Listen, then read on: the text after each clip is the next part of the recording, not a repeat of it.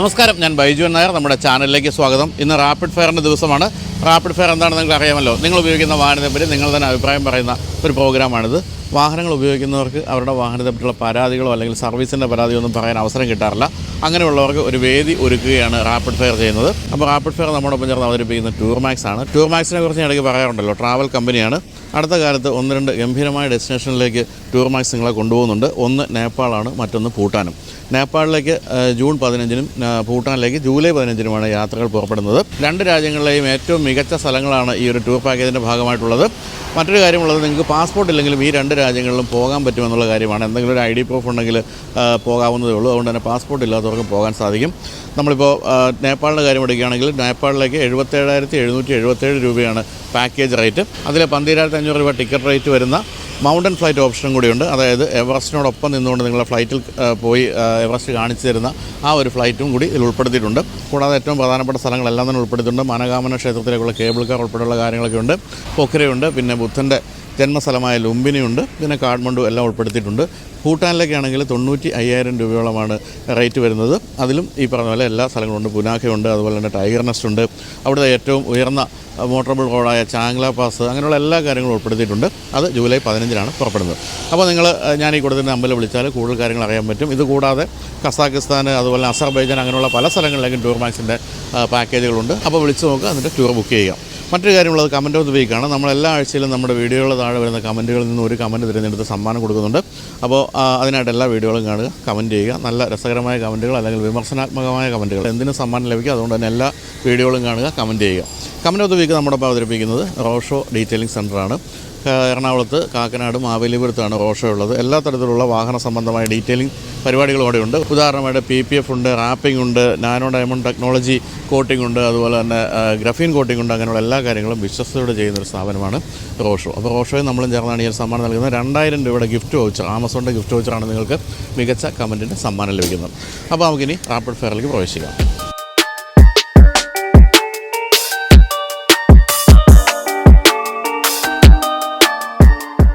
ഇപ്പോൾ ഞാൻ ഉപയോഗിച്ചുകൊണ്ടിരിക്കുന്ന മാരുതി ജിംനിയുടെ പ്രധാനപ്പെട്ട ശത്രുവാണ് ഈ പറഞ്ഞ മഹീന്ദ്ര താർ. അപ്പോൾ നമ്മൾ ഈ ജിംനി വാങ്ങിച്ചപ്പോൾ പലരും എന്താ താർ വാങ്ങിക്കാതിരുന്നത് എന്ന് ചോദിക്കാറുണ്ട്.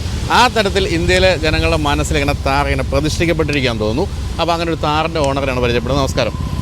പേര്? സുരേഷ്. പേര്? ലക്ഷ്മി. അപ്പോൾ സുരേഷൻ ലക്ഷ്മിയാണ് കൂടെ ഉള്ളത്. ഓട്ടോമാറ്റിക്കാണ്, ഡീസൽ ഓട്ടോമാറ്റിക് അല്ലേ? പെട്രോൾ ഓട്ടോമാറ്റിക്കാണ്. ശരി. അപ്പം അതിനായിട്ട് ആദ്യത്തെ ചോദ്യം, കാരണം പൊതുവേ ഈ വണ്ടി വാങ്ങിക്കുന്ന ഒരു പെട്രോൾ ഓട്ടോമാറ്റിക് അല്ല സജസ്റ്റ് ചെയ്യുന്നത്. അധികം പേരും വാങ്ങിക്കുന്നത് ഡീസൽ ഓട്ടോമാറ്റിക്. എന്തുകൊണ്ട് പെട്രോൾ മതിയെന്ന് വെച്ച്? പെട്രോൾ മതിയെന്ന് വെച്ച് കഴിഞ്ഞാൽ ഒന്ന് മെയിൻ ഇതായിട്ട് ഡീസൽ വണ്ടി ഞാൻ ഓൾറെഡി ഇതുണ്ടായിരുന്നു. പക്ഷെ അതിൻ്റെയൊക്കെ ഒരു സ്റ്റാർട്ടിങ് ഇപ്പോൾ രാവിലെയൊക്കെ എടുക്കണമെങ്കിൽ ഒരു നമ്മൾ തന്നെ ഒരു നെഗറ്റീവ് ഇമ്പാക്റ്റ് ഇതുണ്ടാകും. പെട്രോൾ വണ്ടി എന്നൊക്കെ പറഞ്ഞാൽ ചിലപ്പോൾ ഒറ്റയടിക്കാൻ ഇതാണു. ഇല്ലെങ്കിൽ ഒരു സഡൻ, അതായത് ഒരു വർഷം 2 വർഷമൊക്കെ ഉപയോഗിച്ച് കഴിയുമ്പോഴേക്കും ആ സ്റ്റാർട്ടിങ്ങിൽ അതന്നെ രാവിലെ നമ്മൾ അത്ര എനർജി ഇതായിട്ട് നിൽക്കുമ്പോഴേക്കും നമ്മുടെ ഫീൽഡും അതായതുകൊണ്ട് ഫിറ്റ്നസിന്റെ ചേരാനൂരാണ് സ്ഥാപനം. Suresh fitness zone. എൻ്റെ പേര് തന്നെ ഇതാണ്. അപ്പം ഒരു വ്യത്യസ്ത രീതിയിലുള്ളൊരു ഹെൽത്ത് ക്ലബ്ബാണത്. ഹെൽത്ത് ഉള്ളിലുള്ള കാര്യങ്ങൾ കറക്റ്റ് ചെയ്തിട്ടാണ് ഞാൻ വെളിയിലുള്ളതാക്കണം. എന്ന് പറഞ്ഞാൽ ആൾക്കാർ മെയിൻ ഫിറ്റ്നസ് ക്ലബ്ബിൽ പോണത് ഇപ്പോഴത്തെ ആൾക്കാർ മെയിൻ വെച്ച് കഴിഞ്ഞാൽ വെയിങ് മെഷീനിലാണ് അവരുടെ ഹെൽത്ത്. അതായത് ഒരു 80 കിലോ ഉള്ള ഒരാൾ ഒരു 60 കിലോ ആയി കഴിഞ്ഞാൽ 20 കിലോ ആയിട്ട് ഫിറ്റായി എന്നാണ് പറയുന്നത്. ആ 20 കിലോ കുറച്ചിട്ട് ആളുടെ ശരീരത്തിൽ ഇപ്പം കൊളസ്ട്രോളും ഉണ്ട്, ഫാറ്റ് ലിവറും ഉണ്ട്, തൈറോയിഡൊക്കെ ഉണ്ടെങ്കിൽ ഈ വെയിറ്റ് കുറച്ചുകൊണ്ട് എന്തിനാണെന്നൊന്നും നമുക്കിതറിയില്ല. അപ്പം നമ്മുടെ ഹെൽത്ത് ക്ലബിൻ്റെ ഒരു സ്റ്റൈൽ എന്ന് വെച്ച് കഴിഞ്ഞാൽ ആദ്യം അവരെ പ്രോപ്പറായിട്ട് ഒരു ബ്ലഡ് ടെസ്റ്റ് നടത്തും. അത് റിലേറ്റ് ചെയ്തിട്ടാണ് ഒരു ഡയറ്റ് കൊടുക്കുന്നത്. അത് റിലേറ്റ് ചെയ്തിട്ട് വർക്കൗട്ടും. ഇപ്പോൾ ഒരു 50 വയസ്സുള്ള ഒരാളുടെ വർക്കൗട്ട് മെത്തേഡ് ആയിരിക്കില്ല ഒരു 19 വയസ്സാണ്. പിന്നെ അതുപോലെ തന്നെ ഇപ്പോൾ ടയർനെസ്, മിക്കവരും മേഖല വണ്ണക്കൂടുതലുണ്ടായിരിക്കും ടയർനെസ്. ചിലപ്പോൾ ആ ശരീരത്തിൽ ഹീമോഗ്ലോബിൻ്റെ ലെവൽ കുറവായിരിക്കും. അപ്പോൾ അത് ഇൻക്രീസ് ചെയ്താൽ മാത്രമേ ഈ വ്യക്തിക്ക് പ്രോഗ്രാം കൊടുക്കാൻ പറ്റൂ. അല്ല നല്ല കൊളസ്ട്രോളായ HDL ഇത് ലോ ഒക്കെ ആണെങ്കിൽ ഫിസിക്കൽ ആക്ടിവിറ്റീസ് ഒക്കെ ചെയ്യാൻ ബുദ്ധിമുട്ടായിരിക്കും. പക്ഷെ എല്ലാവരും വിചാരം ക്ഷീണമെന്ന് പറഞ്ഞു കഴിഞ്ഞാൽ അപ്പം തന്നെ ഈ പറഞ്ഞ മാതിരി വെയിറ്റ് കൂടി, ഇതിൻ്റെ വയറ് കൂടി ഉണ്ടാക്കി. അപ്പോൾ പ്രോപ്പറായിട്ടുള്ള ഒരു രീതിയിലാണ് നമ്മൾ ഈ പ്രായം ചെയ്യണം, പക്ക പ്രൊഫഷണലായിട്ട്. അതെല്ലാം ഗംഭീരമായി. അപ്പോൾ എനിക്ക് എന്നെപ്പോലെ ഒരു 30 വയസ്സുകാരന് പറ്റുന്ന ഒരു സാധനം റെഡിയാക്കി വെച്ച് ഞാൻ വരാം കേട്ടോ. തീർച്ചയായിട്ടും. അപ്പോൾ എന്തായാലും ഇതുപോലെ ഈ പറഞ്ഞ പോലെ വളരെ ശാസ്ത്രീയമായിട്ട് ഫിറ്റ്നസ് വേണമെങ്കിൽ സുരേഷിൻ്റെ ഈ ഒരു സ്ഥാപനത്തെ ഓർക്കാൻ ചേരാനല്ലൂരാണ് അല്ലേ? ഓക്കെ. അപ്പം ഒരു മസിൽമാന് ചേരുന്ന വണ്ടിയാണിത് അല്ലേ? അപ്പോൾ ഇത് എങ്ങനെയാണ് ഈ പെട്രോളിൻ്റെ കാര്യത്തിൽ മൈലേജ് ആയിരിക്കുമല്ലോ ഇത്തരം വണ്ടികൾ ഏറ്റവും പ്രധാനം. പക്ഷേ എന്താ തോന്നുന്നത്? ഇതിൽ ഞാൻ എടുക്കുന്ന ടൈമിലും ആൾക്കാർ ഇത് പറഞ്ഞാണ് മൈലേജ് അങ്ങനെ ഇതാക്കണ്ട. ഇത് മൈലേജ് തരും. ഒരു തേർഡ് സർവീസ് കഴിഞ്ഞിട്ട് മൈലേജ് ഇത് കിട്ടും. പിന്നെ മൈലേജിനപ്പുറം ഇതിപ്പോൾ ഞാൻ നേരത്തെ പറഞ്ഞാൽ നമുക്കൊരു കോൺഫിഡൻറ്റ് തന്നെതാണ്. അതായത് നമ്മളിപ്പോൾ മറ്റുള്ളവൻ്റെ ഒരു നോർമൽ ഒരു ഡ്രസ്സ് ഇട്ടിട്ടും നമ്മൾ ഇതിൽ കയറി ഓടിക്കാനോ ഇല്ലെങ്കിൽ എവിടെയെങ്കിലും ചെന്ന് ഇറങ്ങുമ്പോൾ ഈ വണ്ടിക്ക് ഒത്ത രീതിയിൽ നമ്മളും മാറണം. മെയിൻ ഇതായിട്ട് ഈ വണ്ടിയിൽ എനിക്ക് ഏറ്റവും കൂടുതൽ ഇതാക്കിയത് അതാണ്. എനിക്ക് ഉണ്ടായത് സ്വിഫ്റ്റും ആദ്യം ഒരു സെന്നായിരുന്നു. പക്ഷേ ഇപ്പോൾ ഇതെടുത്തതിന് ശേഷം ഞാൻ ഇത് പറയും, ഇനി വേറൊരു വണ്ടി എനിക്ക് ഓടിച്ചാൽ പറ്റുമെന്ന് തോന്നുന്നില്ല. എന്നാൽ ഇതിന് ശേഷം വണ്ടികൾ ഓടിച്ചിട്ട് ആ ഒരു എന്ന് പറഞ്ഞാൽ ഇത് കയറി ഇരുന്നാലേ പറയാൻ പറ്റില്ല എത്രമാത്രം എക്സ്പ്ലെയിൻ ചെയ്യണമെന്ന് എനിക്കറിയില്ല. ഞാനിതിൽ ഇപ്പോൾ നേരത്തെ ആ 2 വണ്ടികളും അത് വെച്ച് നോക്കുമ്പോൾ ഞാൻ പറയാം നമുക്ക് കൂടുതൽ കോൺഫിഡൻറ്റും ഒരു എനർജി ലെവലും ഇതൊക്കെ തന്നെ ഒരു വണ്ടിയായിട്ട് നമുക്ക് തോന്നും.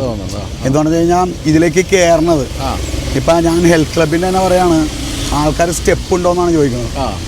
ലിഫ്റ്റ് ആണെങ്കിൽ സൗകര്യം, അത് ഫസ്റ്റ് ഫ്ലോറിൽ പോലും കയറും.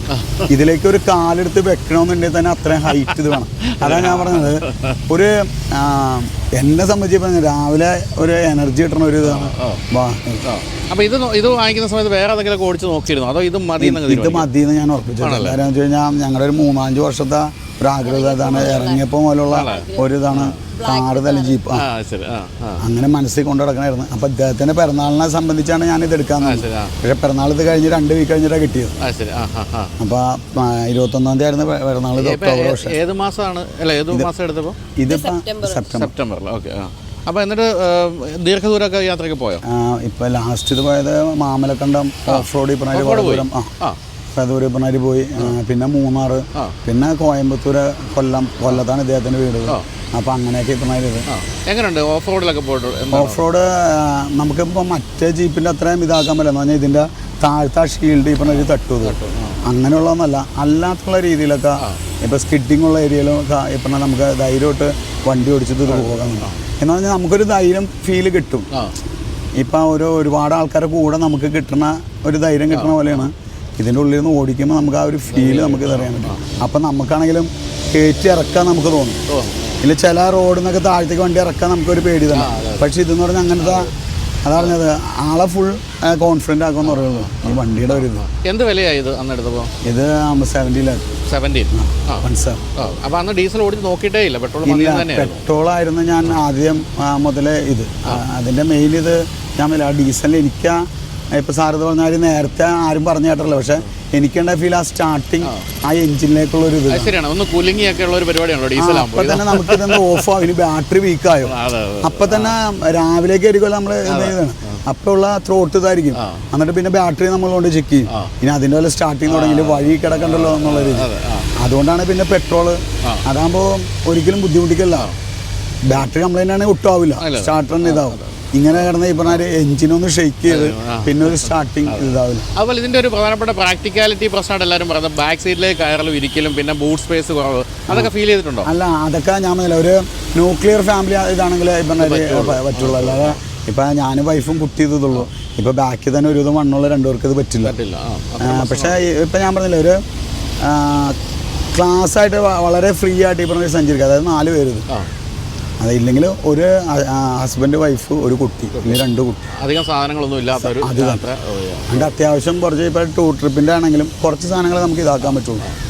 അതിനപ്പുറം ഇതൊന്നുമില്ല. പിന്നെ വണ്ടി എടുത്താൽ ഒരുപാട് ഓൾട്ടർനേറ്റ് ചെയ്യാൻ നമുക്ക് അങ്ങനെ തോന്നില്ല. പിന്നെ എവിടെ കൊണ്ടിട്ടാലും സാധനം അറിയാം. താറെന്ന് പറയുമ്പോൾ ഇത്തിരി ഇല്ലാത്ത കുട്ടികൾ മുതൽ ഇങ്ങനെ നോക്കും ഈ ഒരു വണ്ടീനെ. അപ്പം ഞാൻ കുറച്ച് ലക്ഷ്മിയോട് ചോദിക്കട്ടെ. എനിക്ക് തോന്നുന്നു ഈ താറിൻ്റെ കാര്യത്തിൽ താറ് ഭർത്താക്കന്മാരെ കൊണ്ട് വാങ്ങിപ്പിക്കുന്ന അധികം സ്ത്രീകളാണ്. കാരണം സ്ത്രീകൾക്ക് വലിയ ഇഷ്ടപ്പെട്ട ഒരു വാഹനമാണ് അല്ലേ? അങ്ങനെയായിരുന്നു ലക്ഷ്മിയുടെ ഒരു ആഗ്രഹം കൂടി ആയിരുന്നു അത്? അതെ, ഇത് ഫസ്റ്റ് ഇറങ്ങിയ ടൈമിൽ കണ്ടപ്പോൾ മുതൽ ഒരു ആഗ്രഹമായിരുന്നു ഈ താറെന്നുള്ളൊരു വണ്ടി. ഇനി വാങ്ങിക്കുന്നുവെങ്കിൽ ഇതേ മേടിക്കുള്ളൂ, അത് ബ്ലാക്ക് കളർ ആയിരിക്കണം എന്നൊരു ആഗ്രഹമുണ്ട്. എന്നിട്ട് ഓടിക്കുന്നുണ്ടോ? ഓടിച്ചിട്ടുണ്ട്. എങ്ങനെയാണ് ഓടിപ്പോൾ? സ്ത്രീകളുടെ കാര്യത്തിൽ പൊതുവെ ഈ പറഞ്ഞ വലിയ SUV-കളൊക്കെ ഒരു ചെറിയ മടി വരാറുണ്ട് ഓടിക്കാൻ. അങ്ങനെ എന്തെങ്കിലും തോന്നിയിട്ടുണ്ടോ ഇത് ഓടിക്കുമ്പോൾ? ഞാൻ ശരിക്കും പറഞ്ഞാൽ സ്ട്രേറ്റ് റോഡ് മാത്രമേ ഇത് ഓടിച്ചിട്ടുള്ളൂ. കാരണം ഒരു യൂട്ടേൺ എടുത്ത് തിരിച്ച് നമ്മുടെ ഈ ഫ്രണ്ടിലെ ഒരു ഡിസ്റ്റൻസ് നമുക്ക് അറിയാത്തത് കൊണ്ട് എടുക്കാനൊരു ശരിക്കും പറഞ്ഞാൽ പേടിച്ചിട്ടാണ് എടുക്കാത്തത്. സ്ട്രേറ്റ് റോഡാണെങ്കിൽ കുഴപ്പമില്ല, എടുക്കും. ഇപ്പം ജസ്റ്റ് ഒന്ന് ട്രൈ ചെയ്ത് നോക്കുന്നുണ്ട്. അപ്പോൾ ഇതിനു മുമ്പ് ഏതാ വണ്ടി ഓടിച്ചിരുന്നത്? ഞങ്ങൾക്ക് ഇതിനു മുമ്പ് സ്വിഫ്റ്റ് ആയിരുന്നു. സ്ഥിരമായിട്ട് ഓടിക്കുമായിരുന്നോ ലക്ഷ്മി? ഇല്ല, ഇടയ്ക്ക് ഓടിക്കാറുള്ളൂ. എങ്കിലും ഓട്ടോമാറ്റിക്കിലേക്ക് വന്നപ്പോൾ ഒരു വലിയ വ്യത്യാസം തോന്നിയില്ല? ഓട്ടോമാറ്റിക്കലി എത്തിയപ്പോൾ ഒരു കോൺഫിഡൻസ് ഉണ്ട്, ഓടിച്ചു പോകാം എന്നുള്ളൊരു. ഓടിക്കാൻ തരുന്നതിന് മടിയുണ്ടോ? ഒട്ടുമില്ല, എന്നെ നിർബന്ധിക്കലാണ് ഓടിക്കൊന്നും പറഞ്ഞു. ശരി. എന്തായാലും വളരെ കംഫർട്ടബിൾ ആണ് ഈ പറഞ്ഞ 2 പേർക്ക്. അതിൻ്റെ അപ്പുറത്തേക്ക് പോകുമ്പോൾ ബാക്കിൽ കയറാനുള്ള ബുദ്ധിമുട്ടുണ്ട്, സാധനങ്ങൾ വയ്ക്കാനുള്ള പ്രശ്നമുണ്ട്. എങ്കിൽ പോലും ഇതിൻ്റെ രൂപം എന്ന് പറയുന്നതാണ് നമ്മളെ, അല്ലേ? ഇത് ഈ പറഞ്ഞ ഇത് വിട്ടിട്ട് വേറൊരെണ്ണം വാങ്ങിക്കണമെങ്കിൽ ഈ രൂപമുള്ളത് കിട്ടാനില്ല എന്നൊരു വലിയ പ്രശ്നമുണ്ട്. അപ്പോൾ അതിന് ശേഷം ഇത് 5 ഡോർ വരികയാണല്ലോ, അത് താല്പര്യമുണ്ടോ ഇനി അടുത്തതിലേക്ക്? ഇതിലേക്കാണ് ഇത് തന്നെയാണ്. ഫാമിലി അത്ര ആൾക്കാരെ ഇതുള്ളൂ. പിന്നുള്ളതെന്ന് വെച്ച് കഴിഞ്ഞാൽ 2 പേരും കൂടി ചേട്ടനതാണ്. അവരും ഒരുപാട് ഇതൊന്നല്ല, അത്യാവശ്യം ലീനായിട്ടുള്ള. അപ്പോൾ അവർക്കും ഇത്. പിന്നെ ഡ്രോബാക്ക് എന്ന് പറയണത് ഇപ്പം ഡോറിൻ്റെ കാര്യം തന്നെയാണ്. ബാക്കിലേക്ക് ഒരാൾ വന്ന് ഇപ്പുറത്തുനിന്ന് വന്ന് തുറന്നു കൊടുക്കല്, സ്കൂൾ കുട്ടികളെ കയറുന്നവര്, അങ്ങനത്തെ ഒരു ഫീൽ ഇതല്ലാണ്ട് പ്രത്യേകിച്ച് ഒന്നുമില്ല. പിന്നെ മൈലേജ് നോക്കിയിട്ട് ഒരാളും ഈ വണ്ടി എടുക്കും അങ്ങനെ എടുക്കുന്ന ഒരാൾക്കറിയാം ഇത്ര ഒരു ഹെവി ഇത്ര ഇത് കിട്ടുള്ളൂ. അപ്പൊ അങ്ങനെ അത് വളരെ കുറച്ച് ആൾക്കാരെ എടുക്കണം മൈലേജ് ഇത് എത്ര ഇത്. അതെ. പിന്നെ ഇപ്പോഴത്തെ സിറ്റി ഇതിൽ ഇപ്പൊ ഏത് വണ്ടി ഇതെടുത്താലും എങ്ങനെ വന്നാലും ഈ സിഗ്നൽ ഇതൊക്കെ വരുമ്പോഴേക്കും അതൊക്കെ നമ്മൾ നോക്കിയാൽ. ഓക്കെ, അപ്പോൾ എന്തായാലും വളരെ സന്തോഷം. അപ്പം എന്തായാലും ലക്ഷ്മി ഓടിക്കണം കേട്ടോ.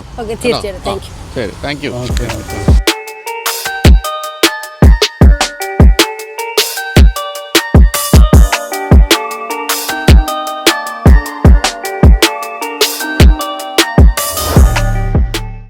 ഈ റെനോ എന്ന് പറയുന്നൊരു ഫ്രഞ്ച് കമ്പനിക്ക് ഇന്ത്യയിൽ ഒരു അടിത്തറ പാകിയ വാഹനമാണ് കിഡ്. ധാരാളമായ രീതിയിൽ വിറ്റ് പോരുന്നു. പല പ്രശ്നങ്ങളൊക്കെ കിഡിൻ്റെ പറഞ്ഞു കേട്ടിട്ടുണ്ട്. ഉദാഹരണമായിട്ട് ഇപ്പം പിക്കപ്പ് ഇത്തിരി കുറവാണ്, മൈലേജ് കുറവാണെന്നൊക്കെ കേട്ടിട്ടുണ്ടെങ്കിൽ ഇന്ത്യക്കാർ വളരെയധികം സ്വീകരിച്ച വാഹനമാണ്. അങ്ങനെയുള്ള കിഡിൻ്റെ ഓണറിനെയാണ് പരിചയപ്പെടുന്നത്. നമസ്കാരം. അപ്പോൾ ഞാനിപ്പം ഞങ്ങൾ പരിചയപ്പെടുന്ന ഫൈസി എന്നാണ് പേര്. ഫൈസി ചെയ്യുന്നൊരു കാര്യം വളരെ യൂണീക്കായിട്ടുള്ള കാര്യമാണ്. അപ്പോൾ ഇപ്പം പറഞ്ഞപ്പോഴാണ് എനിക്കൊരു ഓർമ്മ വന്നത്. എനിക്ക് പണ്ട് മെസ്സേജ് അയച്ച കാര്യം, അതായത് ഫൈസി പുതിയതായിട്ട് ഇറങ്ങുന്ന പുസ്തകങ്ങളുണ്ടല്ലോ, പുസ്തകങ്ങൾ അദ്ദേഹത്തിൻ്റെ യൂട്യൂബ് ചാനലിൽ പരിചയപ്പെടുത്തും. അതുവഴി വേണമെങ്കിൽ നിങ്ങൾക്ക് ഓർഡർ ചെയ്യാം. അപ്പോൾ എന്താണ് നമ്മുടെ ഇതിൻ്റെ പേര് YouTube channel? Faizy Dream Asia. ശരി. ഡ്രീം ഏഷ്യ എന്നാണ് ബുക്സിൻ്റെ. ഫൈസി എന്ന് കൂടി ചേർത്തിട്ട് ഫൈസി ഡ്രീം ഏഷ്യ എന്നാണ്. ശരി. അപ്പം എൻ്റെ സിൽക്ക് റോഡ് എന്ന് പറയുന്ന പുസ്തകമാണ് ഫൈസിയ യൂട്യൂബ് ചാനൽ പരിചയപ്പെടുന്നത്. വേറൊരു കാര്യമുണ്ട്, ഇന്നലെ കോയിൻസിഡൻസ് ആയിരിക്കും, ഇന്നലെ കുറേ ദിവസത്തിന് ശേഷം ലണ്ടനിലേക്കൊരു റോഡ് യാത്ര എന്നുള്ള ബുക്കാണ് എനിക്ക് ഇന്നലെ കൊടുത്തിട്ടുണ്ടോ? ഓർഡർ വന്നിട്ടുണ്ട് മാതൃഭൂമിയിൽ. അത് ശരി, കോയിൻസിഡൻസ് ആയിരുന്നു. കുറേ ദിവസം മുമ്പ് എനിക്കത് കുറേ കിട്ടിയില്ലായിരുന്നു, സ്റ്റോക്ക് ഇല്ലായിരുന്നു. പിന്നെ അതിപ്പോൾ വന്നു. അപ്പോൾ എങ്ങനെയാണ് ഇത്തരം പബ്ലിഷേഴ്സിന്റെ കയ്യിൽ നിന്ന് പൈസ വാങ്ങിച്ച് കൈ വെച്ചിട്ടാണോ ഇത് സെൻഡ് ചെയ്യുന്നത്? അഗ്രിഗേറ്ററാണ്. ആദ്യം ഞാൻ ബൾക്കായിട്ട് വാങ്ങി വെച്ചായിരുന്നു ചെയ്തത്. പക്ഷേ കൊറോണയ്ക്ക് ശേഷം എനിക്ക് കുറച്ച് പ്രശ്നങ്ങൾ വന്നു അതിൻ്റെ സ്റ്റോക്ക് വെക്കണം. ഇപ്പോൾ അഗ്രിഗേറ്റർ ആയിട്ടാണ് ചെയ്യുന്നത്. അഗ്രിഗേറ്റർ ബിസിനസ് മോഡൽ എന്ന് പറയുമ്പോൾ ഞാൻ ബുക്ക് ഓർഡർ വരുന്നതെല്ലാം അവർക്ക്, അതായത് ഒരാളുടെ അടുത്ത് സംസാരിക്കും, അവരുടെ ഏകദേശം ടേസ്റ്റും പ്രിഫറൻസും മനസ്സിലാക്കും, എന്നിട്ട് അവർക്ക് വേണ്ട ബുക്ക് മാത്രം പലവിടെ നിന്ന് ഇങ്ങനെ സെലക്ട് ചെയ്ത് കൊടുക്കും. ചിലവർക്ക് അറിയില്ലല്ലോ ഏത് ബുക്ക് വാങ്ങണമെന്ന് അറിയില്ല. ഞാൻ അങ്ങനെയാണ് ചെയ്ത് കൊടുക്കുന്നത്. അപ്പോൾ നമ്മുടെ സിൽക്ക് റോഡിനെ പറ്റി അന്ന് പറഞ്ഞിട്ട് എത്ര എണ്ണം വിറ്റ് കാണും, ഓർമ്മയുണ്ടോ? അത് എനിക്ക് ഓർമ്മയില്ല. അതായത് പക്ഷെ ഞാനൊരു 25 മുകളിൽ എന്തായാലും കറക്റ്റായിട്ട് ഓർമ്മയില്ല. ഞാനത് കുറച്ച് മുമ്പ് ചെയ്തതാണ്. അപ്പോൾ ഈ രീതിയിൽ മോഡ് ഓഫ് ബിസിനസ് ചെയ്യുന്ന ആരെങ്കിലും ഉണ്ടോ? അത് തുടങ്ങിയപ്പോൾ തന്നെ സ്വന്തം നിലയ്ക്ക് അങ്ങ് കണ്ടുപിടിച്ചാണോ ഈ ഒരു മോഡ്? ഞാൻ ആക്ച്വലി ഓഫ്ലൈൻ ആയിരുന്നു ചെയ്തുകൊണ്ടിരുന്നത്. ആ സമയത്താണ് ഈ പുസ്തകം, കാരണം ഞാനും ആദ്യം നന്നായിട്ട് വായിക്കില്ലായിരുന്നു. ഞാൻ വായിച്ചു തുടങ്ങിയത് പുസ്തകത്തിന് ഉള്ളടക്കം മനസ്സിലാക്കിയപ്പോഴാണ് വായിച്ചു തുടങ്ങിയത്. അപ്പോൾ ഞാൻ വിചാരിച്ചു എന്നെ പോലെ ഒരുപാട് ആളുകൾ ഉണ്ടാവുമല്ലോ എന്ന് കരുതിയിട്ടാണ് ഈ ഒരു മേഖലയിൽ. ആക്ച്വലി ഇതിൽ വ്യൂസ് ഒക്കെ കുറവായിരിക്കുമല്ലോ ബുക്സിൻ്റെ, പക്ഷെ എന്നിരുന്നാലും ഞാൻ തിരഞ്ഞെടുത്തത്. പക്ഷെ അതിലൂടെ ബിസിനസ്സും വരാൻ തുടങ്ങി. പിന്നെ ഞാൻ ഓൺലൈൻ മാത്രം അങ്ങനെ ആക്കി. ഒന്നുണ്ട് കാര്യം ചോദിക്കട്ടെ, മലയാളി ഏറ്റവും കൂടുതൽ വായിക്കുന്ന ഏതുതരം പുസ്തകങ്ങളിപ്പം? ഈ അടുത്തായിട്ട് സെൽഫ് ഹെൽപ്പ് ഒക്കെ ആയിരുന്നു. ഇപ്പൊ കുറച്ച് മാറി. ഇപ്പൊ ഈ റാം കെയർ ഓഫ് ആനന്ദി എന്നൊക്കെ മൂവ്മെന്റ്. അതും പിന്നെ കുറച്ച് ഈ മറ്റേ കുറ്റാന്വേഷണത്തിലേക്ക് മലയാളികൾ വീണ്ടും തിരിഞ്ഞു തുടങ്ങി അല്ലേ, കോട്ടയം പുഷ്പാന് ശേഷം. നമ്മളിപ്പോൾ ഞാനിപ്പോൾ ഇന്നലെ മിനിഞ്ഞാന്ന് ഞാൻ DC ബുക്സിന്റെ എയർപോർട്ടിലെ ബുക്ക് സ്റ്റാളിൽ നിന്നപ്പോൾ അവരും പറഞ്ഞു ഇപ്പോൾ ഏറ്റവും കൂടുതൽ കുറ്റാന്വേഷണമൊക്കെ വീണ്ടും വിറ്റ് തുടങ്ങി. ചോദിച്ചു തുടങ്ങി. എനിക്ക് ഏകദേശം ട്രെൻഡ് മനസ്സിലാവും, കാരണം ഒരേപോലത്തെ ബുക്സ് കുറേ പേര് ചോദിച്ചു കൊടുക്കും. എനിക്ക് വാട്സപ്പിലൂടെ അങ്ങനെ ഓർഡർ ഇല്ല. അപ്പോൾ ഇങ്ങനെ ചോദിക്കും. അപ്പോൾ ഞാൻ ബുക്സിനെ പറ്റി പിന്നെ അവിടെ പോയി ബുക്ക് ഷോപ്പിൽ നിന്നൊക്കെ ഫോട്ടോ ഒക്കെ എടുത്ത് കാണിച്ചപ്പോൾ അവർക്ക് വന്ന് വാങ്ങുന്ന പോലെ ഒരു ഫീല്. അപ്പോൾ ഇനി എന്തായാലും ഞാൻ കുറ്റാന്വേഷണത്തിൽ തിരിഞ്ഞാലെന്ന് ആലോചിക്കുകയാണ്. കാരണം നമ്മളൊക്കെ എഴുതുന്ന സ്ഥിര സാധനമൊക്കെ വായിക്കാൻ ആളില്ലാതായിക്കൊണ്ടിരിക്കുകയാണ്. കുറ്റാന്വേഷണം എഴുതി തുടങ്ങാം അല്ലേ? നല്ലതാണ് കേട്ടോ. അപ്പോൾ എന്തായാലും നോക്കി വണ്ടിയിലേക്ക് വരാം. എന്തുകൊണ്ട് കിഡ്? ഇതിൻ്റെ ഒരു ഡിസൈൻ കണ്ടിഷ്ടപ്പെട്ട് അങ്ങനെ എടുത്താണ്. ഞാൻ മുമ്പ് എടുത്ത് ഷെവർലയുടെ ഒരു സ്പാർക്കായിരുന്നു. അതിനുശേഷം ഒരു വലിയ വണ്ടി വേണം തോന്നി, ബഡ്ജറ്റ് ഇല്ലാത്തൊരു വണ്ടി വേണം തോന്നി. പിന്നെ എനിക്കിത് ഇഷ്ടപ്പെട്ടു. എൻ്റെ വീട്ടിൽ വർഷങ്ങളോളം സ്പാർക്ക് ഉണ്ടായിരുന്നു. സ്പാർക്കിൻ്റെ ഏറ്റവും വലിയ ഗുണം അതിൻ്റെ ബിൽ ക്വാളിറ്റിയാണ് അല്ലേ. മൈലേജ് കുറവാണ്, പക്ഷേ നല്ല ബിൽ ക്വാളിറ്റി ഉണ്ട്. അതിൽ ഇതിലേക്ക് വരുമ്പോൾ ബിൽ ക്വാളിറ്റി കുറഞ്ഞതായിട്ട് കൂടിയായിട്ട് എന്താ തോന്നിയത്? എനിക്ക് ഈ വണ്ടി പൊതുവെ അങ്ങനെ ഇഷ്ടമാണ്, അതുകൊണ്ട് അങ്ങനെ ഞാൻ ചെകഞ്ഞ് നോക്കിയിട്ടില്ല. ഇത് വാങ്ങിക്കുന്നതിന് മുമ്പ് ഈ സെഗ്മെന്റിൽ കുറേ വണ്ടികളുണ്ട്, പ്രധാനമായിട്ടും മാരുതിയുടെ ഒക്കെ വണ്ടികളാണ് ഈ സെഗ്മെന്റ് ഏറ്റവും കൂടുതൽ വിൽക്കുന്നത്. അതൊക്കെ നോക്കിയിരുന്നോ അതോ ഇത് കണ്ട്? അല്ലല്ല, ഞാൻ അതൊക്കെ നോക്കിയിരുന്നു, കുറേ സ്ഥലത്ത് പോയി നോക്കിയിരുന്നു. എന്നിട്ട് ഇഷ്ടപ്പെട്ടത് എന്തോ എനിക്ക് അത് ഇതിന് വേറെ ഇതുണ്ടായിരുന്നു, മുൻപിറങ്ങിയൊരു ഇത് ഫേസ് ലിഫ്റ്റ് ചെയ്താണ്. ആ സമയത്ത് എനിക്ക് അതിൻ്റെ സ്റ്റിയറിംഗ് ഭയങ്കര ഇഷ്ടമായി, ഭയങ്കര സ്മൂത്ത് ആയിരുന്നു. പിന്നെ എല്ലാം കൊണ്ടും എനിക്ക് പിന്നെ വലിയ ഓട്ടമൊന്നുമില്ല. ഞാൻ പാലക്കാട് എൻ്റെ വീട്, അങ്ങോട്ട് പോകുമ്പോൾ എറണാകുളത്ത് പാലക്കാട് പോകുമ്പോൾ കൊണ്ടുപോകും. പിന്നെ അത്യാവശ്യം ഈ മീറ്റിംഗ്സിനൊക്കെ പോകുമ്പോൾ എടുക്കുന്നല്ലാതെ വേറെ ഒന്നും. അപ്പോൾ ഈ പലരും പറയുന്ന പോലെ മൈലേജ് കുറവുണ്ടോ? ഇല്ല, എനിക്കൊന്നും അങ്ങനെ തോന്നിയിട്ടില്ല. എത്ര കിട്ടുന്നുണ്ടാവും? അതെ, എനിക്ക് മീറ്ററിൽ ചില സമയത്തൊക്കെ അവർ പറയുന്നതിലും കൂടുതൽ കാണിക്കാറില്ല. ഇവിടെ ഓടുമ്പോഴല്ല, പാലക്കാടൊക്കെ പോകുന്ന സമയത്ത് കൂടുതലായിട്ട് അങ്ങനെ കാണിച്ചിട്ടുണ്ട്. എത്ര നാളെ എടുത്തിട്ട്? എത്ര നാളായി? ഞാൻ ഇപ്പോൾ 3 വർഷം. 3 വർഷം. പുതിയതെടുത്താണ്? ഇല്ല, ഒരാളെടുത്തു, അവർ UK പോയിരുന്നു. അപ്പോൾ എടുത്തു. അപ്പോൾ എന്ത് വിലക്കായിരുന്നു ഇത് എടുത്ത ആ സമയത്ത്? 4-4-എടുത്തായി. അപ്പോൾ 4 ലക്ഷം രൂപയ്ക്കൊക്കെ കിട്ടാവുന്ന ഏറ്റവും മികച്ച വണ്ടി ഇത് തന്നെയാണെന്നാണോ ഒരു ഐസിയുടെ ഒരു? അങ്ങനെയല്ല, എനിക്കിതൊരു ഇഷ്ടം. എന്താണ് ഒരു ഡ്രോബാക്ക് ആയിട്ട് പറയാൻ എന്തെങ്കിലും ഉണ്ടോ? ഡ്രോബാക്ക് എനിക്ക് തോന്നിയത് വേറെ ഒന്നുമില്ല. എനിക്കതിന് എഞ്ചിനിൽ ഇങ്ങനെ ലീക്ക് വരുന്ന മനസ്സിന് ഭയങ്കര വിഷമം തോന്നിയ ഒരു കാര്യം മാത്രമേ ഉള്ളൂ. ഓയിൽ ലീക്ക് വരുന്നത് പെട്ടെന്ന് കണ്ടു. ബാക്കി എല്ലാം കൊണ്ടും ഓക്കെയാണ്. അത് ഇടയ്ക്ക് വരുന്നുണ്ടെന്നോ അതോ ഒരു തവണ വന്നതാണോ? അങ്ങനെയല്ല, വന്നു തുടങ്ങിയപ്പോൾ ഇപ്പോൾ വരുന്നുണ്ട്. ഇനിയിപ്പോൾ ചെയ്യണം. ആ ഒരു കാര്യത്തിൽ മാത്രമേ എനിക്ക് വിഷമം തോന്നുള്ളൂ. മെയിൻ്റനൻസ് കോസ്റ്റ് എങ്ങനെയുണ്ട്? അതെനിക്ക് അത്ര വലുതായിട്ടൊന്നും തോന്നിയില്ല, കുറവാണ്. ഞാൻ ഇവിടെ കല്ലൂർ തന്നെയാണ് ചെയ്യുന്നത്. TVS ആണോ? അപ്പോൾ നല്ല അവിടുത്തെ പെരുമാറ്റം ഞാൻ പൊതുവെ എനിക്ക് മുമ്പൊക്കെ ഒരു തോന്നിയില്ല, പക്ഷെ അവിടെ നല്ല. ഈ TVS മുമ്പ് ഈ പറഞ്ഞ പോലെ ചില മഹീന്ദ്രയുടെ ഒക്കെ ഡീലർഷിപ്പ് ഉള്ള കാലത്തുള്ള ചീത്തപ്പേരായിരുന്നു. അതിനുശേഷം അവർ ഈ റെനോ പോലുള്ള പുതിയ കമ്പനികളിലേക്ക് വന്നപ്പോൾ അവരും വളരെ, ഞാൻ കേട്ടിട്ടുണ്ട്, പക്ഷെ അവിടെ പോയപ്പോൾ അങ്ങനെയല്ലായിരുന്നു, കുഴപ്പമൊന്നുമില്ല. അപ്പോൾ ഒരാൾ ഇത് എടുക്കാൻ തീരുമാനിച്ച സജസ്റ്റ് ചെയ്യുമോ? അവർക്ക് പറ്റണേ. കാരണം എന്താ പറയുക, ഇപ്പോൾ ഇതിനൊരു 2000 cc വണ്ടി എന്ന രീതിയിൽ കണ്ടാൽ ഓക്കെ. നമ്മൾ വേറെ വണ്ടികൾ ഓടിച്ചവർക്ക് ചിലപ്പോൾ ഇത് ആ ഒരു അണ്ടർപവർഡായിട്ടൊക്കെ തോന്നിയേക്കാം. അതുപോലെ ഇലക്ട്രിക് കാറുകൾ ഓടിച്ച് നോക്കിയിട്ടുണ്ടോ? ഞാനില്ല. അതാണ് ഭാവി എന്ന് തോന്നിയിട്ടുണ്ടോ? തോന്നിയിട്ടുണ്ട്. അപ്പോൾ ഒരു അപ്ഗ്രേഡിലേക്ക് പോവുകയാണെങ്കിൽ ഇലക്ട്രിക് വാങ്ങിക്കാൻ സാധ്യതയുണ്ടോ? ഞാൻ ഇലക്ട്രിക് അല്ല, എനിക്ക് കൈഗറിലേക്ക് മാറണമെന്നുണ്ട്. ഇതേ വണ്ടിയുടെ തന്നെ കൈഗറിലേക്ക്. ശരി. ഒരു ഗംഭീര ലോയൽ റെനോ ഫാനായിട്ട് മാറിയിരിക്കണം കേട്ടോ. റെനോ ഓടിച്ചു കഴിഞ്ഞപ്പോൾ കൈഗർ ഓടിച്ച് നോക്കിയോ? ഓടിച്ചു നോക്കിയില്ല, പക്ഷെ അത് ഞാൻ അടുത്തത് എന്താണ് തീരുമാനിച്ചിരിക്കുക. ശരി. കൈഗർ നല്ല വണ്ടി കേട്ടോ. കൈഗറിൻ്റെ പ്രശ്നമായിട്ട് എനിക്ക് തോന്നിയിരിക്കുന്നത്, കൈഗറിൻ്റെ സെയിം എന്താ പറയുക സഹോദരൻ എന്ന് വിളിക്കാവുന്നത് നിസാൻ മാഗ്നൈറ്റാണ്. മാഗ്നറ്റ് കുറച്ചുകൂടി കാണാൻ ഒരു ഭംഗിയുള്ളതുകൊണ്ട് ആൾക്കാർ കൂടുതൽ അതിലേക്ക് പോകും. പക്ഷേ ഈ ഇപ്പം ഞാൻ വീണ്ടും പലവണ പറഞ്ഞു, കൈഗറിൻ്റെ ഇൻറ്റീരിയർ ഉണ്ടെങ്കിൽ നിങ്ങൾക്ക് അത് ഇഷ്ടപ്പെടുള്ളൂ. നിസാൻ മാഗ്നറ്റിൻ്റെ ഇൻറ്റീരിയറിനേക്കാളും ഗംഭീരം കൈഗറിനുണ്ട്. ഇപ്പോൾ നമ്മുടെ വീഡിയോ ഒക്കെ എഡിറ്റ് ചെയ്ത് നമ്മുടെ സുഹൃത്ത് മനീഷ അടുത്ത കാലത്ത് കൈഗർ എടുത്തത്, അത് ഞാൻ തന്നെ സജസ്റ്റ് ചെയ്തെടുത്താണ്. നല്ല ഗംഭീരമായ വണ്ടിയാണ്. ക്വാളിറ്റിയും അത്യാവശ്യം അതെ, നല്ല ക്വാളിറ്റി ഉണ്ട്, ഒരു കുഴപ്പമൊന്നുമില്ല. പിന്നെ ഈ റെനോയുടെ കാര്യത്തിൽ മാർക്കറ്റിംഗ് ഒക്കെ ഒരു ഇത്തിരി ഡള്ളാണ്, അതുകൊണ്ടൊക്കെയാണ് അതങ്ങനെ നിൽക്കുന്നത്. പക്ഷേ നിസാൻ അവരുടെ എന്ന് വെച്ചാൽ അന്ധവിശ്വാസം വലിക്കാനുള്ള കമ്പനി രക്ഷപ്പെടുത്തിയത് മാഗ്നറ്റ്, അതുകൊണ്ട് അവരത് ഗംഭീരമായിട്ട് അങ്ങ് മാർക്കറ്റ് ചെയ്ത് നന്നായിട്ട് വിൽക്കുന്നു. അവർക്ക് കോൺഫിഡൻ്റ് ആയി ചെയ്യാം. എന്നെ പോലെ ഇഷ്ടപ്പെടുന്ന ആളുകളുണ്ടാവും. ചിലവര് ഭയങ്കര ചെകഞ്ഞ് നോക്കുന്നവർക്ക് പ്രശ്നം. അല്ല, എന്താ പറയുക, ഇത്തരം വണ്ടികളുടെ കാര്യത്തിൽ ഈ കുറേ എണ്ണമൊക്കെ നമ്മുടെ മനസ്സിലൊരു ഇഷ്ടപ്പെട്ട ഒരു വണ്ടി എന്നുള്ളത് തന്നെയാണ് ഈ ഒരു എൻട്രി ലെവൽ സെഗ്മെൻറ്റിലൊക്കെ ഒരു പ്രധാനപ്പെട്ട കാര്യം. പിന്നെ ഈ പറഞ്ഞ പോലെ ഇത് നമ്മൾ മറ്റ് വലിയ വണ്ടിയോട് കമ്പയർ ചെയ്യണമെങ്കിൽ സുഖമായിട്ട് ഓടിച്ചുകൊണ്ട് നടക്കാന്നുള്ള ഒരു കാര്യമേ ഉള്ളൂ. പക്ഷേ എൻ്റെ ഒന്നുണ്ട് ഫ്രണ്ട്സ് ഓടിച്ചിട്ട് അവർ പറഞ്ഞ അണ്ടർ പവേർഡ് ആണെന്ന് സ്ഥിരമായിട്ട് ഓടിച്ചിട്ട്, കാരണം അവർ കുറച്ചുകൂടി വലിയ വണ്ടിയൊക്കെ ഓടിക്കുന്നവരായതുകൊണ്ട്. ഇതാണ് പ്രശ്നം, വേറെ വണ്ടി ഓടിച്ച് നമ്മുടെ എടുക്കുമ്പോൾ ആ ഒരു ഫീൽ മൈൻഡ് അവിടെ നിൽക്കും. അതെ, അതിൻ്റെ ഒരു ഇതായിരിക്കും. എനിക്ക് അങ്ങനെ തോന്നിയില്ല, കുഴപ്പമൊന്നുമില്ല. അപ്പോൾ എന്തായാലും വളരെ ഹാപ്പി ആയിട്ടുള്ള റെനോ കസ്റ്റമറിനെയാണ് നമ്മൾ കണ്ടുപിടിക്കുന്നത്. എന്ന് തന്നെ അടുത്ത വണ്ടി റെനോ ആയിരിക്കുമെന്ന് തീരുമാനിച്ചത് തീർച്ചയായിട്ടും എത്രത്തോളം ഈ വണ്ടി ഇഷ്ടപ്പെട്ടു എന്നുള്ളൊരു ഉദാഹരണമാണ്. അത് തന്നെയാണ് ഒരു കമ്പനിയെ സംബന്ധിച്ച് ഒരു വണ്ടി ഓടിച്ചയാൾ വീണ്ടും ആ കമ്പനിയുടെ വണ്ടി എടുക്കുക എന്ന് പറയുന്നത് അങ്ങേയറ്റം ആ കമ്പനിക്ക് കിട്ടുന്നൊരു അഭിനന്ദനമായിട്ടാണ് ഞാൻ കാണുന്നത്. അപ്പോൾ എന്തായാലും വളരെ സന്തോഷം ഫൈസി. അപ്പം എല്ലാവരും പുസ്തകങ്ങളെ ഇഷ്ടപ്പെടുന്നവർ തീർച്ചയായിട്ടും ഈ ഒരു ചാനൽ കാണുക. Faizy Dream Asia, Faizy Dream Asia എന്നാണ് എൻ്റെ പേര്. അപ്പോൾ അതിൽ ഈ പറഞ്ഞ പോലെ നിങ്ങൾക്ക് സജഷൻസ്, നിങ്ങൾക്ക് നിങ്ങളുടെ ഒരു മാനസികാവസ്ഥ എന്താണെന്ന് മനസ്സിലാക്കി നിങ്ങൾക്ക് പുസ്തകങ്ങൾ സജസ്റ്റ് ചെയ്യാൻ കൂടെ ചെയ്യും. അതുകൊണ്ട് തന്നെ ഇഷ്ടപ്പെട്ട പുസ്തകം സെലക്ട് ചെയ്യാൻ സാധിക്കും. അപ്പോൾ എന്തായാലും ഇനിയും ബൈജു എന്നാണ് പുസ്തകങ്ങളൊക്കെ അതിൽ വരുമെന്ന് പ്രതീക്ഷിക്കുന്നു. ഇവിടെ നന്നായിട്ട് വിൽക്കണേ. അപ്പോൾ താങ്ക് യു.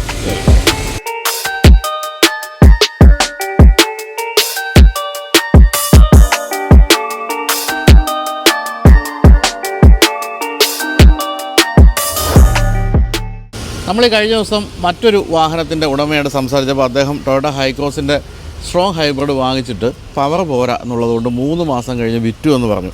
അപ്പോൾ ഞാൻ ആ വീഡിയോ പോസ്റ്റ് ചെയ്ത് കഴിഞ്ഞപ്പോൾ പലരും താഴെ കമൻറ്റ് ഇട്ടു, ശരിയാണ് പവർ വളരെ കുറവാണ് എന്നൊക്കെ പറഞ്ഞുകൊണ്ട്. പക്ഷേ എല്ലാവരും സമ്മതിച്ചൊരു കാര്യം അതിൻ്റെ ഒരു കംഫർട്ടാണ്.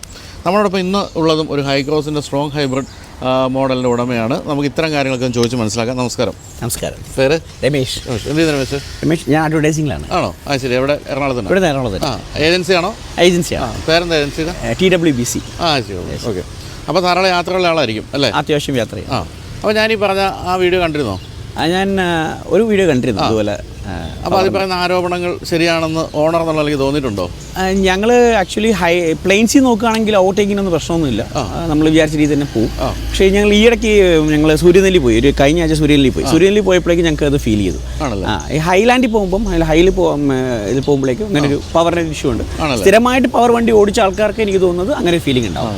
പക്ഷേ ഓവറോൾ എക്സ്പീരിയൻസ് ഇസ് ഗുഡ്. അപ്പോൾ ഇതിനു മുമ്പ് ഏതാ ഓടിച്ചിരുന്നത്? ഇതിനു മുമ്പ് ക്രെറ്റ ആയിരുന്നു, ഹുണ്ടായി ക്രെറ്റ ആയിരുന്നു. ക്രെറ്റയ്ക്ക് ഇതിനേക്കാളും പവർ തോന്നിയിട്ടുണ്ട്? ഇല്ല, എനിക്ക് തോന്നുന്നത് ഇതിന് തന്നെയാണ്. ഈ പവർ ഇല്ലായ്മ എന്ന് പറയുന്നത് എന്താണ്? നമ്മൾ കയറ്റം കയറാൻ ബുദ്ധിമുട്ട് തോന്നുകയാണോ? എന്താണ് അതിൻ്റെ ഒരു പ്രശ്നം? നമ്മൾ ഒന്നും കൂടി നമുക്ക് അറിയാം, ഈ നമുക്ക് കയറുന്നില്ല, അപ്പോൾ ഒന്നും കൂടി ചവിട്ടി കൊടുക്കേണ്ടി വരും. അപ്പം എനിക്ക് തോന്നുന്നു പൊതുവെ ഉള്ളതിനെക്കാട്ടിലും വണ്ടിയുടെ നോയ്സ് കുറച്ചും കൂടി കൂടുന്നുണ്ട്. അപ്പോൾ ഞാനിപ്പോൾ ആക്ച്വലി എൻ്റെ ഫസ്റ്റ് സർവീസിലാണ്. അപ്പം എനിക്ക് ഞാൻ അവിടെ ഡിസ്കസ് സംസാരിക്കേണ്ടിയിരിക്കുക. എത്ര നാളെ ഇപ്പോൾ എടുത്തിട്ട്? ഇതിപ്പോൾ 7 months ആയി. എന്താണ് ഇതിലേക്ക് എത്താൻ ഒരു കാരണം? ഇതിനു മുമ്പ് ടൊയോട്ട ഉപയോഗിച്ചിരുന്ന ആളാണോ? ഇല്ല, ഞാൻ ടൊയോട്ട ഒരിക്കലും യൂസ് ചെയ്തിരുന്നില്ല. ഞങ്ങൾ അതിന് ഫ്രണ്ടിന് ക്രിസ്റ്റ ഉണ്ടായിരുന്നു. അപ്പം ഞങ്ങൾ 2-3 യാത്രകൾ ബാംഗ്ലൂരിൽ ഞങ്ങൾ പോകുമ്പോൾ ഞാൻ ഓടിച്ചു. അപ്പം അപ്പോഴാണ് ഞാൻ ആക്ച്വലി ആദ്യമായിട്ട് ടൊയോട്ടയുടെ ഒരു ഫാനാവുന്നത്. അതിനുശേഷം ഞാൻ ഹോൺബിൽ ഫെസ്റ്റിവലിന് വേണ്ടിയിട്ട് ഇവിടെ നാഗാലാൻഡിൽ പോയപ്പോൾ അവിടെ ഹോൺബിൽ ഫെസ്റ്റിവലിൻ്റെ സ്പോൺസർ ഇവരായിരുന്നു. അപ്പോൾ ഈ വണ്ടി അവിടെ ഞാൻ കണ്ടു, ഇവിടെ ഇട്ടിരുന്നു അവിടെ. അപ്പോൾ അങ്ങനെ കണ്ടു, അകത്ത് കയറി കണ്ടു. എന്നെ ഏറ്റവും ഇമ്പ്രസ് ചെയ്തത് ഇവരുടെ ഏറ്റവും ലാസ്റ്റ് സീറ്റാണ്, സ്പേസിങ് കാര്യങ്ങളൊക്കെ. അപ്പോൾ ഓവറോൾ നമുക്കൊരു ഫാമിലിക്ക് 5-6 പേരുള്ളതൊക്കെ ഒരുമിച്ച് പോകണമെന്നുണ്ടെങ്കിൽ ഇതായിരുന്നു. ഇതിനു മുമ്പേ ഞങ്ങൾ കാരൻസ് ഒന്ന് പോയിട്ട് നോക്കിയായിരുന്നു, കിയ കാരൻസ്. പക്ഷേ അപ്പോഴാണ് ഇത് ലോഞ്ച് ആവുന്നത്. അപ്പോൾ ദെൻ ഞങ്ങൾ ഇമ്മീഡിയറ്റ്ലി ഇതിലേക്ക് ഷിഫ്റ്റ് ചെയ്യാറ്. അപ്പോൾ ഈ പുതിയൊരു ടെക്നോളജി ആണല്ലോ, ഹൈബ്രിഡ് ടെക്നോളജി. അധികം നമ്മൾ സാധാരണ വാഹനങ്ങളിലേക്ക് എത്താത്തൊരു കാലമാണല്ലോ. അപ്പോൾ അതെടുക്കുമ്പോൾ അങ്ങനെ ആശങ്കകളൊന്നും ഇല്ലായിരുന്നു? ഇല്ല, ഞാൻ കുറേ റിസർച്ച് ചെയ്തപ്പം ബേസിക്കലി ടൊയോട്ട ഹൈബ്രിഡിൽ കുറച്ച് പയനിയേഴ്സ് ആണെന്ന് മനസ്സിലാക്കാൻ പറ്റി, ബീങ് എ ജാപ്പനീസ് കമ്പനി. അപ്പോൾ അങ്ങനെ ഞാൻ കുറേ റിവ്യൂസ് കണ്ടു, എന്നിട്ടാണ് ഞാൻ എടുത്തത്. അപ്പോൾ ഹൈബ്രിഡ് ഓടിച്ചു തുടങ്ങിയപ്പോൾ എന്താണ് അതിനെ പറ്റിയുള്ള അഭിപ്രായം? കംഫർട്ടുണ്ട്. ബേസിക്കലി ഞാൻ ഭയങ്കര സ്പീഡായിട്ട് ഓടിക്കുന്ന ഒരാളല്ല, അല്ലെങ്കിൽ ഒത്തിരി സ്പീഡിൽ പോകുന്ന ആളല്ല. അതുകൊണ്ട് തന്നെ എനിക്ക് ഒരു സ്പീഡ് കൺസേൺ അല്ല.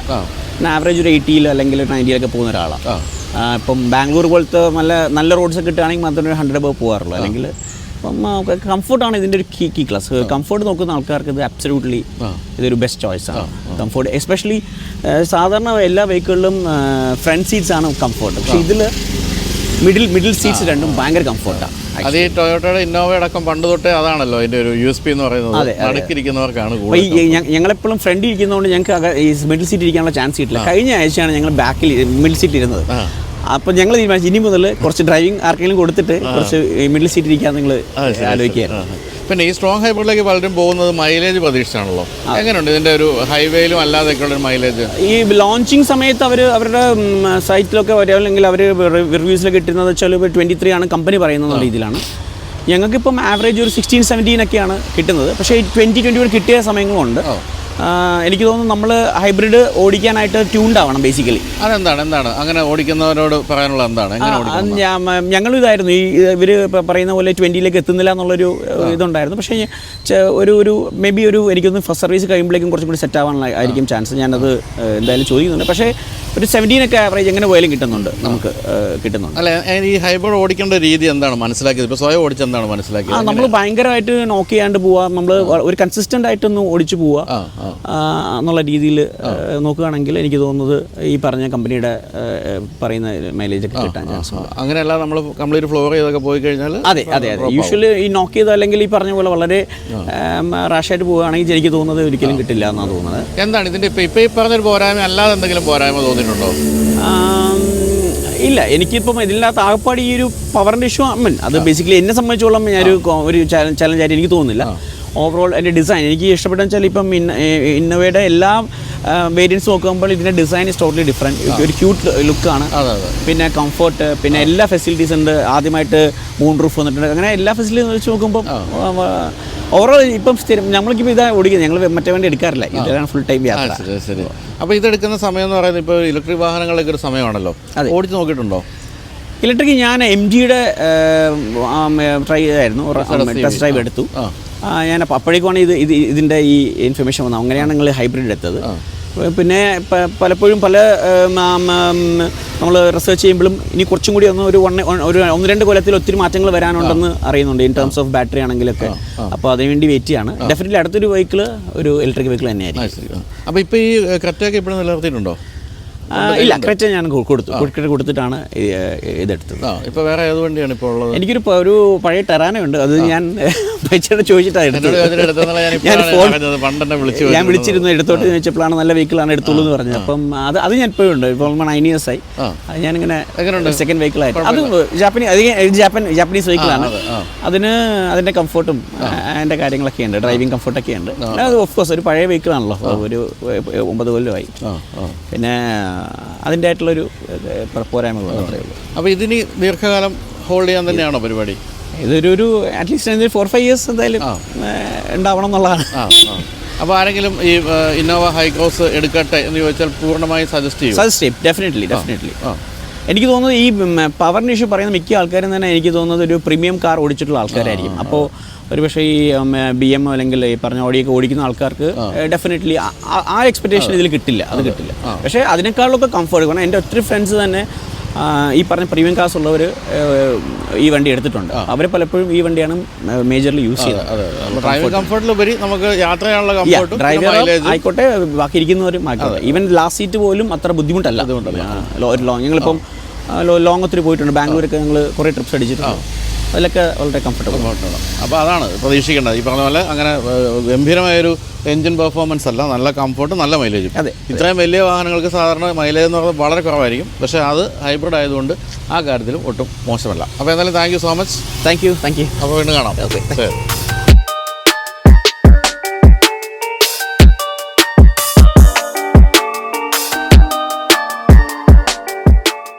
ഇനി നമ്മൾ പരിചയപ്പെടുന്നത് ഒരു കറ്റ ഓണറാണ്. ഏറ്റവും പുതിയ കറ്റയല്ല, പഴയ ജനറേഷൻ കറ്റയാണ്. നമസ്കാരം. പേര്? നിയാസ്. എൻ്റെ ഒരു ഫ്രണ്ട് നിയാസ് ഉണ്ട്. നിയാസിൻ്റെ അതേ ഫേസ് കട്ടാണ്. കണ്ടപ്പോഴാണ് ഞാനത് ആലോചിച്ചത്. എവിടെയാണ് നാടിപ്പോൾ? നാട് സ്വദേശം കൊടുവള്ളിയാണ്. കൊടുവള്ളി, കോഴിക്കോട്. സ്വർണ്ണക്കടകളുടെ നാട് അല്ലേ? സ്വർണ്ണക്കട ഉണ്ടോ? ഇല്ല. ഫാദറിനും അതിലോട് താല്പര്യമില്ലാത്തതുകൊണ്ട് പിന്നെ നമ്മൾ ബിസിനസ്സും അല്ലാതെ ആയിട്ട് നടന്നു. ശരി. അപ്പോൾ ഇവിടെ എന്താ? ഇവിടെ ഞാൻ കോവർക്കിംഗ് സ്പേസ് ആണ്. ഇന്നർ സ്പേസ് കോവർക്കിംഗ് എന്ന് പറഞ്ഞൊരു കോവർക്കിംഗ് ബ്രാൻഡ് ഉണ്ട്. ഇവിടെ ഒരു 4-5 years ആയി അതിനെ ഹെഡ് ചെയ്യുന്നു. അപ്പോൾ സ്പേസ് മറ്റേ readymade space plug in, just move in with your laptop. ബാക്കിയെല്ലാം നമ്മൾ ടേക്ക് കെയർ ചെയ്യുന്ന പോലെ ഉള്ള സ്പേസ്. അതിപ്പോൾ ഒരു ട്രെൻഡ് ആണല്ലേ കാര്യമായിട്ട്? ഞങ്ങൾ കോവിഡിന് തൊട്ട് മുമ്പ് തുടങ്ങിയാണ്. ഞങ്ങൾ സ്റ്റാർട്ട് ചെയ്ത് വിത്തിൻ 1 month കോവിഡ് വന്നു, ലോക്ക്ഡൌൺ ആയി. കോവിഡിന് ശേഷം പിന്നെ ഇപ്പം ആൾക്കാർക്ക് ഈ മാർക്കറ്റ് നോളേജ് നന്നായി വന്നു. ഇപ്പം അറൌണ്ട് 20 ബ്രാൻഡ്സിന്റെ അടുത്ത് കൊച്ചി തന്നെ ഉണ്ട്. അതിൽ ടോപ്പ് ബ്രാൻഡിൽ ടോപ്പ് 3 ഇന്നർ സ്പേസ് ഉണ്ട്. ഇപ്പം ഞങ്ങൾക്ക് 4 സെന്റേഴ്സ് ഉണ്ട്. അപ്പോൾ അവിടെ ഒരു കമ്പനികൾക്കാണോ എടുക്കാൻ പറ്റുന്നത്? ഇൻഡിവിജ്വൽ എനിക്കിപ്പോൾ ഒറ്റയ്ക്ക് പോയി ഒരു സ്പേസ് വേണമെങ്കിൽ അങ്ങനെ തരും? അപ്പം ജസ്റ്റ് 1 day വേണമെങ്കിലും എടുക്കാം. 1 day എടുക്കാം. മീറ്റിംഗ് റൂംസ് ഇപ്പോൾ ഹോട്ടൽസിന് പോകുന്നതിന് പകരം ഞങ്ങളുടെ മീറ്റിംഗ് റൂംസ് ആണ് കൂടുതൽ യൂസ് ചെയ്യാറ്. Hourly half day full day ഒക്കെ ആയിട്ട് എടുക്കാം. അപ്പോൾ ഇന്റർനെറ്റും എല്ലാം ഉണ്ട്, എല്ലാം കോഫി അടക്കം. ശരി. അപ്പം ധാരാളം യാത്രയുള്ള ആളാണ് കൊടുവള്ളി തൊട്ട് ഇങ്ങോട്ട് ഉള്ള വരവും പോക്കും ഒക്കെ? അത്യാവശ്യം. എത്ര കാലം ഇപ്പോൾ ഇതെടുത്തിട്ട്? ഇത് 8 years ആവുന്നു. നെക്സ്റ്റ് മന്ത് 8 years ആവുന്നു. പുതിയതെടുത്താന്ന്? പുതിയതെടുത്താണ്. Full option. അന്നത്തെ ഫുൾ ഓപ്ഷൻ ആണ്, മാനുവൽ ആണ്. അപ്പം എത്ര രൂപയ്ക്ക് അന്ന് എടുത്തത് ഓർമ്മയുണ്ടോ? അറൌണ്ട് 17.5. അന്ന് വേറെ ഓപ്ഷൻസ് ഒക്കെ ഉള്ള ഒരു കാലത്ത് എന്തുകൊണ്ടാണ് ഇത് സെലക്ട് ചെയ്തത്? അന്ന് എനിക്ക് തോന്നുന്നു ബ്രെസ ആയിരുന്നു, ബ്രെസ ആൻഡ് ക്രെറ്റ ആയിരുന്നു ഉണ്ടായിരുന്നു. ഒബ്വിയസ്ലി ഹുണ്ടായി എന്നുള്ളൊരു ബ്രാൻഡും അതിൻ്റെ ഒരു റിലയബിലിറ്റിയും അത് ഉണ്ടായിരുന്നു. പിന്നെ പവർ കമ്പാരിറ്റീവ്ലി ബ്രസീലിനെക്കാട്ടിലും ബെറ്റർ ആയി തോന്നി. സോ അങ്ങനെ എടുത്തു. എന്നിട്ട് ഇപ്പോഴും ആ ഒരു എന്താ പറയുക അന്നത്തെ പ്രതീക്ഷകൾക്കൊക്കെ ഒപ്പം നിൽക്കുന്നുണ്ടോ?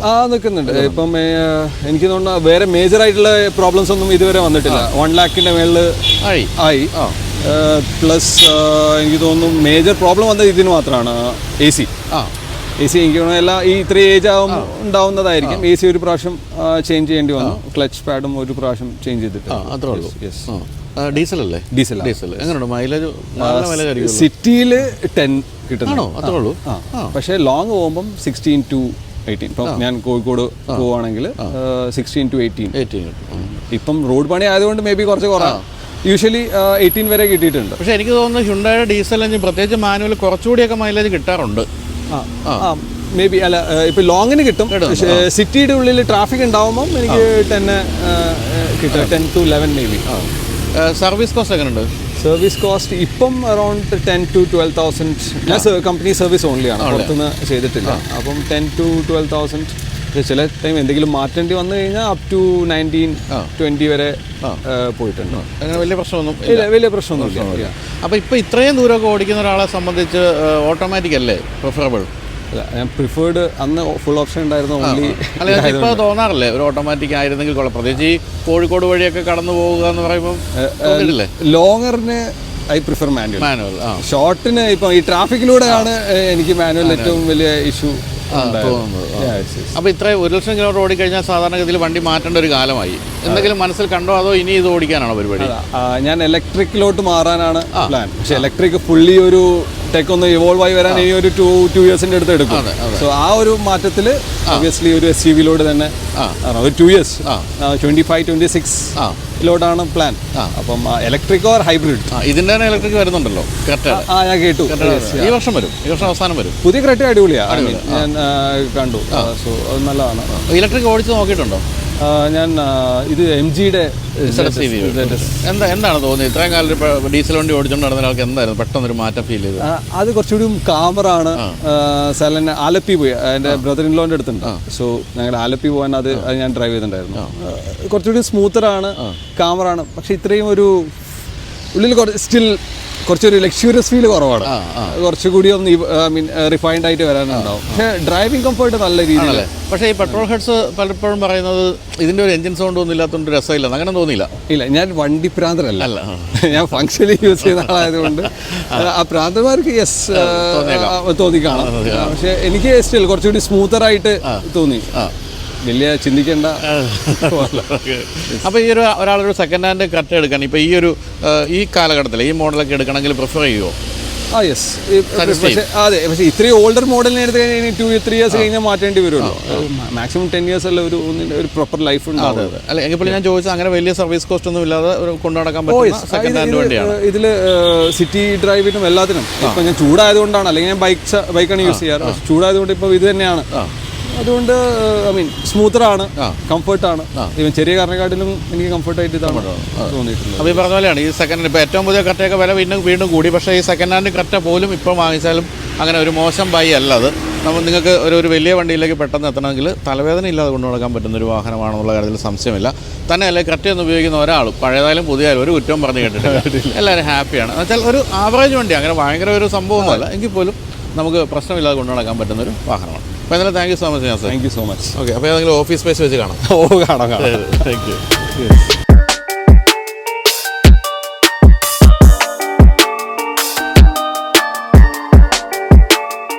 അപ്പോൾ റാപ്പിഡ് ഫെയർ അവസാനിക്കുമ്പോൾ നിങ്ങളെ ഓർപ്പിക്കാനുള്ള 2 കാര്യങ്ങളാണ്. ഒന്ന്, 55,555 രൂപയ്ക്ക് 5 ഡെസ്റ്റിനേഷനിലേക്ക് നിങ്ങൾക്ക് പോകാൻ വേണ്ടി ടൂർ മാക്സ് നൽകുന്ന ഒരു പാക്കേജാണ്. മറ്റൊരു കാര്യമുള്ളത് കമൻറ്റ് ഓഫ് ദ വീക്കാണ്. റോഷോ എന്ന ഡീറ്റെയിലിംഗ് സെൻ്ററാണ് നമ്മളോടൊപ്പം ചേർന്നിട്ട് നിങ്ങൾക്കായിട്ട് 2000 രൂപയുടെ ഗിഫ്റ്റ് വൗച്ചർ നൽകുന്നത് ആഴ്ചയിൽ ഒരിക്കൽ.